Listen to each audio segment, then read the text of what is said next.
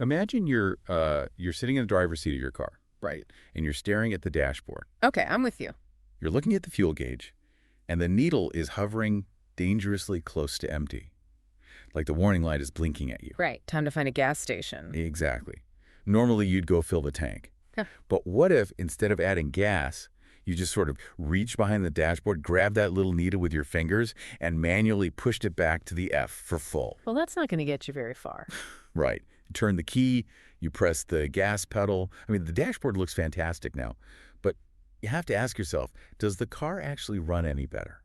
Or did you just manipulate the gauge without changing the reality of the engine? That is a perfect analogy for what we're talking about today. Welcome to the deep dive. Today, our mission is to zero in on a highly specific, brand new meta-analysis.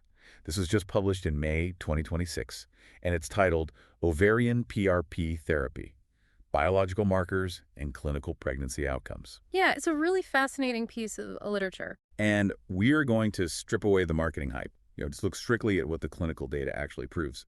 Because there's a lot of noise out there. There really is. And we are looking at a very specific clinical population here. Right. We're talking about women dealing with low ovarian reserve, meaning having fewer eggs than expected for their age. Exactly. Or patients navigating a really poor response to IVF. Or those managing premature ovarian insufficiency, which is known as POI. And for you listening, if you fall into any of these categories, you know the clinical options have historically been incredibly slim and honestly just emotionally exhausting. Yeah, it's a really tough diagnosis. So the central question of this 2026 research is whether injecting a woman's own platelet-rich plasma, or PRP, directly into her ovaries can serve as this massive breakthrough. Right. Does it actually improve both her biological egg markers and her actual chances of getting pregnant? That's the big question. Okay, so let's unpack this, because we're looking at manipulating the local ovarian microenvironment, right, rather than relying on big systemic pharmaceuticals. Yeah, exactly. The process itself is actually fairly straightforward in theory. Right. It's like sending a highly concentrated biological repair crew directly to a tired factory. I love that. The repair crew. Yeah, you're using the body's own raw materials to try and get the machinery moving again.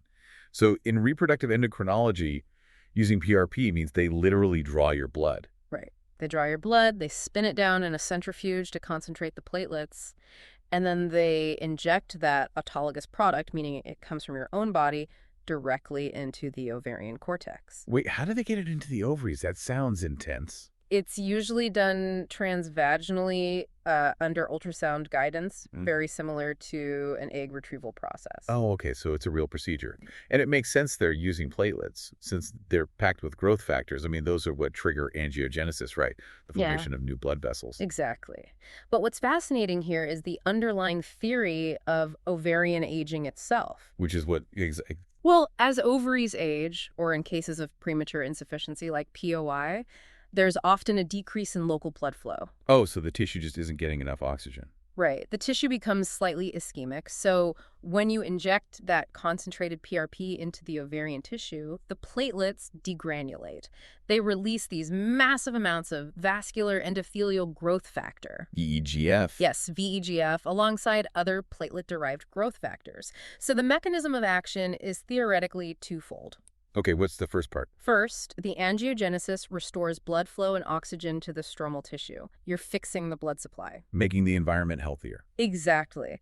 And second, those growth factors are thought to recruit dormant primordial follicles. Those are the microscopic reserve of eggs that just haven't developed yet. Like they're asleep in the tissue. Yes. Right. And the PRP essentially rescues them from atresia, which is just cellular death. So rather than introducing like a foreign synthetic follicle-stimulating hormone to try and force the ovary to work from the top down, you're changing the actual architecture of the soil from the bottom up. That's a great way to put it. You're optimizing the local microenvironment. By restoring that vascular network and lowering localized inflammation, you're theoretically giving whatever primordial follicles are left in that tissue the resources they need to just respond to the body's natural signals. Right. And if we're shooting these highly concentrated growth factors directly into a struggling ovary, the immediate question is, does the tissue actually respond? Right. Does the dashboard needle actually move? Exactly. And the May 2026 meta-analysis is rigorous, specifically because it aggregated data from 7 distinct randomized controlled trials. Which is the gold standard for research. Yes, encompassing 422 women. We are looking at studies designed to eliminate bias by comparing the PRP treatment group directly to a control group. And the control group received, what, just standard care? Standard care or no extra intervention at all. Okay, let's look closely at the laboratory results from those 422 women, because the data shows this biological intervention is doing some serious heavy lifting on those dashboard gauges. It really is. The lab numbers are striking. Yeah, across the board, the meta-analysis showed that after intravariant PRP therapy, anti-Mullerian hormone, or AMH, improved significantly. Which is huge because AMH is the classic blood test for egg reserve. Right. And we also saw an increase in estradiol. Yeah, the E2 levels. Exactly. Which tells us the follicles that are present are actually actively producing the hormones necessary for growth. Right. Those are immediate signals that the granulosa cells surrounding the eggs are metabolically active. They are waking up. And then we look at follicle-stimulating hormone, or FSH, which dropped by an average of 5.7 IUL. That's a really significant drop. Yeah, let's explain why that's good. Yeah. Because looking at the feedback loop in the brain, it's critical. When the ovaries aren't producing enough estrogen, the brain senses that deficit. Yep. It signals the pituitary gland to pump out more FSH. It's basically like a biological loudspeaker trying to force the ovaries to wake up. Yeah. So a high FSH means the brain is screaming at the ovaries. Right. The ovaries are deaf, so the brain yells louder. Wow, yeah. So an FSH drop of nearly 6 points means the pituitary doesn't have to shout as loud anymore. Exactly. The ovaries are organically producing enough local hormone to signal back to the brain, hey, we are functioning. It proves the endocrine feedback loop is being partially restored. The tissue is becoming more responsive, which naturally lowers that systemic FSH drive. But here's where it gets really interesting, but also, honestly, a bit confusing to me.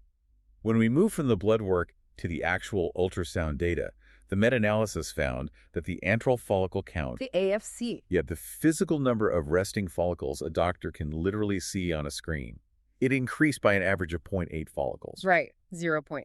I mean, I have to push back on this statistically.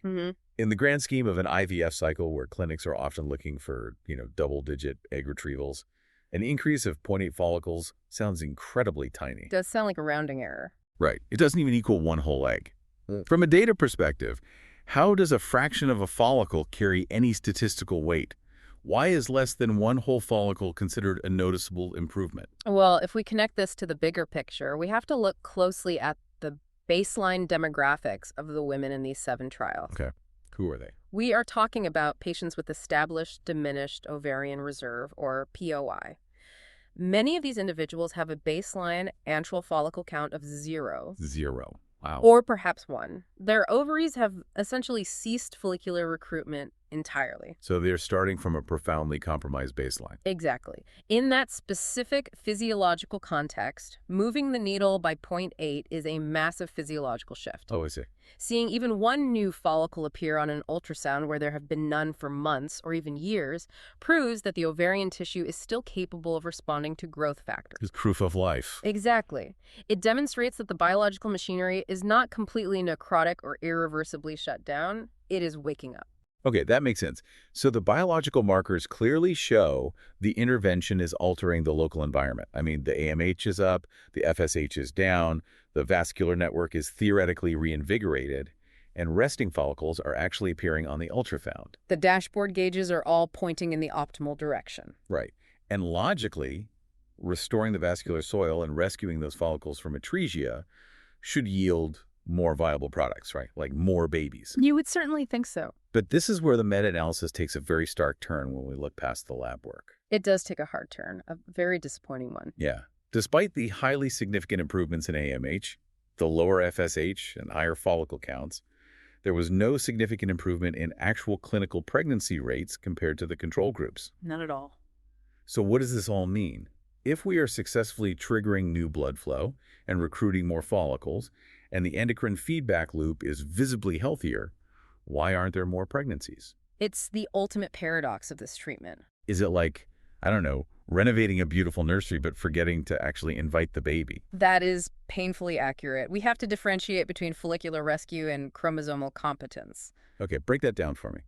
So Reinvigorating the vascular network might rescue a primordial follicle from dying off. It allows it to grow and produce estradiol.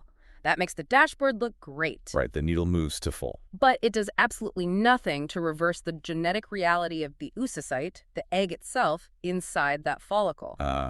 We're looking at the fundamental divide between the soil and the seed. Exactly. We can flood the ovarian stroma with growth factors to create the perfect vascular soil. But if the seed, the egg itself, has inherent chromosomal abnormalities, usually due to advanced maternal age or genetic factors, it just will not result in a healthy euploid embryo. That distinction is the entire pivot point of the May 2026 data. Growth factors do not repair DNA damage. They do not correct meiotic errors within the egg. So you might stimulate the ovary to produce a follicle, and you might artificially inflate the AMH levels in the blood. But if that egg is aneuploid, if it has the wrong number of chromosomes, it just won't implant, or it will result in an early loss. Precisely. PRP changes the local environment, but it does not change the genetics. And the meta-analysis noted that this lack of clinical pregnancy improvement, it held true across all the subgroups analyzed, right? Yes, across the board. Like they isolated the data for women with poor ovarian response, and they isolated the data for women with premature ovarian insufficiency, and the statistical reality remained flat. Flat. No more babies than the control group. But, we should also scrutinize the trial designs themselves, because these 7 trials were relatively small. Very true. I mean, capping at 422 women total across all 7 studies. And many of them had relatively short follow-up periods. And that is a critical limitation of the current literature. Fertility treatments, especially for poor responders, often require multiple cumulative cycles over many months to achieve a live birth. Right. So if a trial only tracks clinical pregnancies for, say, 3 to 6 months post-PRP injection, they might be capturing the immediate biological wake-up of the ovary, but completely missing the downstream cumulative pregnancy rates. Exactly. The women might be achieving healthy embryos on their 3rd or 4th IVF cycle, a year after the PRP was administered, and the researchers have already closed the data collection window. So it's entirely possible that longer-term follow-up would show a divergence in cumulative live birth rates. It's possible, yes.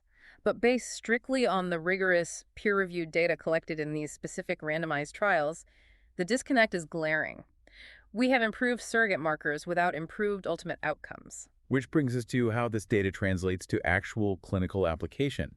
Because if you are listening to this, navigating these diagnoses, and considering adding intravariant PRP to your treatment protocol, you are basically entering what feels like the Wild West of reproductive endocrinology. It really is the Wild West right now. Despite drawing from randomized controlled trials, the authors of the meta-analysis rated the overall evidence quality as moderate to low. Yes. Which usually points to significant heterogeneity between the studies, right? Like they're too different to perfectly compare. The heterogeneity is massive. 422 women spread across 7 different studies means each trial had a very small sample size. Right, like maybe 50 or 60 women per study. Exactly.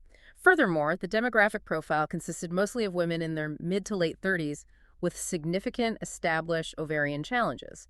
But the real driver of that moderate to low quality rating is the complete lack of clinical standardization. Yeah, let's talk about that, because PRP is not a standardized FDA-regulated pharmaceutical like ibuprofen or synthetic FSH. No, not at all. It is an autologous blood product, meaning every single batch is unique to the patient's own hematological makeup on that specific day. Right. Your blood on Tuesday might yield slightly different PRP than your blood on Friday. And beyond that, the preparation protocols across these 7 clinics varied wildly. Clinics are using entirely different preparation methods. Some use a single-spin centrifuge protocol. Others use a double spin to further concentrate the platelets. Wait, does that make a huge difference? It absolutely changes the concentration, and it gets even more complicated. Some clinics intentionally create leukocyte-rich PRP. Leukocytes, meaning white blood cells. Yes. They argue that the white blood cells trigger a necessary localized immune response and tissue remodeling. Okay, they want the inflammation. Right. But other clinics insist on leukocyte-poor PRP. They argue that white blood cells introduce unnecessary inflammatory cytokines that could actually damage the fragile follicles. Wow. So if Clinic A uses a high-velocity, double-spin leukocyte-rich preparation activated with calcium chloride. Uh-huh. And Clinic B uses a low-velocity, single-spin leukocyte pore preparation without an activating agent. They are injecting two entirely different cellular soups into the ovaries. Entirely different. Yet in the meta-analysis, they are both simply categorized as PRP therapy. And that variance extends to the actual administration of the treatment too, right? Oh, absolutely. The timing of the injection is highly debated. Like what time of the month they do it. Exactly. Some of these trials performed the injection during the early follicular phase of the menstrual cycle, while others injected during the luteal phase, weeks before beginning an IVF stimulation cycle. The injection volumes varied, the needle gauges varied. This raises major questions for patient advocacy. Because when you are operating in a landscape with no standardized protocol and dealing with a patient population that is intensely motivated to find a solution. They're desperate for a solution. Right. The risk of hope washing becomes very real. Experimental treatments can easily be presented with way more clinical optimism than the aggregate data currently supports. And this raises an important question about informed consent. How do we counsel patients regarding experimental adjuncts like this? Yeah, what are they actually being told? While the meta-analysis did not identify any major red flags or severe adverse events. Which is good. It suggests autologous PRP is generally a biologically safe procedure. Yes, safety-wise it seems fine.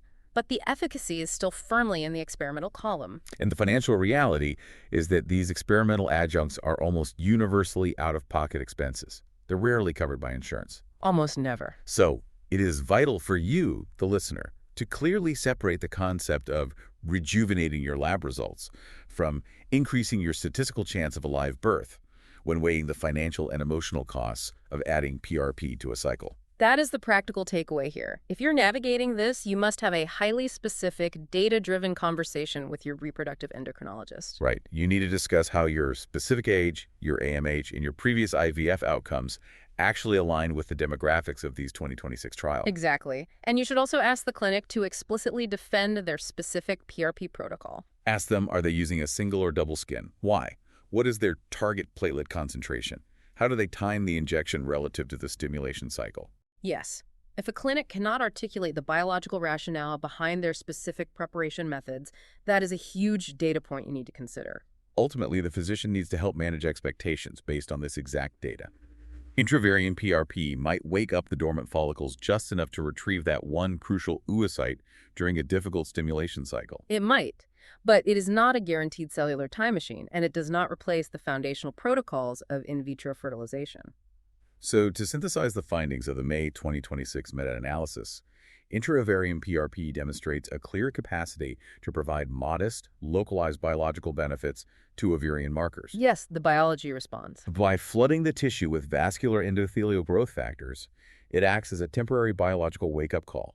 It recruits dormant follicles, it improves the endocrine feedback loop. The AMH increases, the systemic FSH requirement decreases. And the baseline antral follicles show marginal, but, statistically significant improvements. However, the critical caveat remains that this optimization of the local ovarian environment has not yet translated into a statistically significant improvement in actual clinical pregnancy rates. Right. For those struggling with low reserve or premature ovarian insufficiency, the baby just isn't showing up yet. The field requires much larger, highly standardized trials that track cumulative live birth rates over extended periods. That's the only way to definitively determine which specific patient phenotypes actually benefit from this intervention. It's a really fascinating look into the regenerative potential of the human body, though, demonstrating that ovarian tissue long thought to be entirely dormant can still respond to the right vascular signals. It's definitely not the end of the road for PRP research. But before we sign off, I want to leave you with a final, unmentioned, just really provocative thought to mull over regarding the source material. Okay, let's hear it. If injecting growth factors into the ovaries can reliably reverse the blood markers of aging-like, if it can effectively lower the FSH and raise the AMH without actually changing the underlying chromosomal competence or the pregnancy rates, what does that teach us about how modern medicine measures a woman's fertility? Oh, wow. That's a deep question. Right? Are we putting entirely too much clinical faith in these standard laboratory tests as the ultimate arbiters of reproductive worth? Because this study essentially proves that those biological dashboard gauges can be artificially fixed. We can hack the dashboard. Exactly. We can make the dashboard look perfect, but it doesn't mean we've changed the reality of the engine. So keep asking questions, keep looking past the surface data, and we will see you on the next deep dive.